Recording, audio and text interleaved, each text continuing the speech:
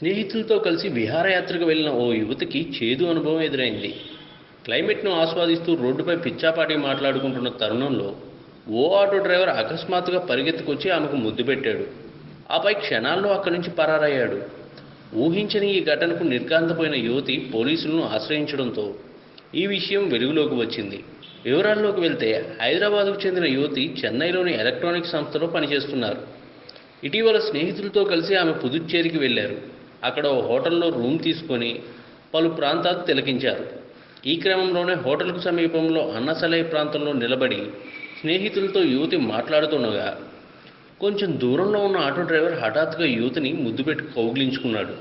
Shock నుంచి తేరుకున్న ముగ్గురు యువతులు కేకలు వేయడంతో ఆటో డ్రైవర్ పరారయ్యాడు.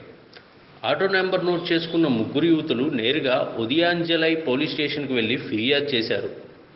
ఆటో నెంబర్ ఆధారంగా దర్యాప్తు చేసిన పోలీసులు స్థానిక చెన్నాయిపురం అక్కస్వామి కోవిల్ వీధికి చెందిన స్టాలిన్ను అదుపులోకి తీసుకున్నారు. మద్యం మత్తులోనే తాను ఇలా ప్రవర్తించానని స్టాలిన్ అంగీకరించినట్లు పోలీసులు తెలిపారు. అతని ఆటోను స్వాధీనం చేసుకున్నారు.